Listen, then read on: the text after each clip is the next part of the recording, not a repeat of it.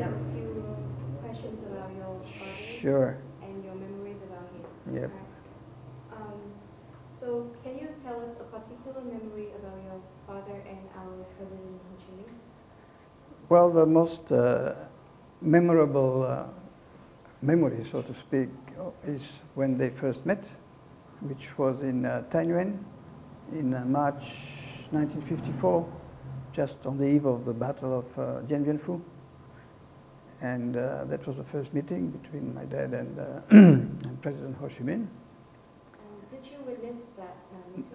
That was before I was born. I was born a year after this meeting, so you could say that I'm a result of this meeting. I was born in Hanoi.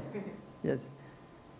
So due to your father's support toward two Vietnamese wars against the French colonialism and the US, you were refused by the Australian government to issue a passport replacement. So how did this affect your family? Well, first of all, that means that I didn't grow up in my father's country, in Australia. We lived in, in many other countries except Australia. And our first time I went back to Australia was after my dad passed away. So there was always this absence of country, and that is because my dad supported Vietnam. At that time, of course, Australia was supporting the US. So it put him at odds with his government, but I think it put him on the right side of history and supporting Vietnam. And I think his heart was with Vietnam, and he followed his heart. And all our family supported Vietnam. So we thought it was a price that was worth paying for the support for Vietnam until the final victory. So I think he did the right thing, and he was punished for it, but it doesn't change the fact that he did the right thing. So you have edited some of your father's report and compiled them into a book, which reflects the life and struggling of Vietnamese people during the war. So what is your opinion about the Vietnamese fighting during those wars? Well, as I said, my dad, with his writing, supported Vietnam, and you know, as a kid growing up, of course, Vietnam was a country of heroes. Vietnamese people were fighting the greatest military single power, but also alliance in the world, and that was quite amazing. It was really the stuff of legends. It's like a, you know, a little hero taking up a big dragon or something.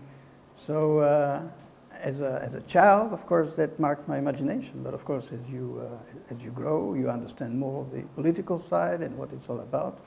And the more you understand, the more you admire the people of Vietnam for what they stood for, and also for fighting all the way to victory, as President Ho Chi Minh predicted, but also my father predicted in one of his books, the title of which was Vietnam Will Win.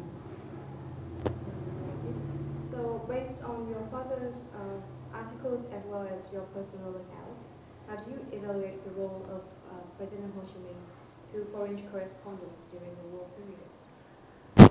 Well, President Ho Chi Minh was an inspiration to the people of Vietnam, but also he was an inspiration to many people around the world, and even people who may not have necessarily agreed with with what President Ho Chi Minh stood for, but they admired the man nevertheless.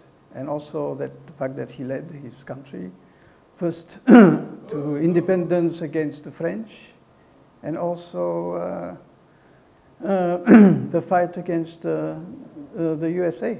Unfortunately, he passed away before the historic victory in 1975, but he continued and continues to inspire the people of Vietnam, but also people around the world, because of the great respect, and it is true respect that people feel for President Ho Chi Minh.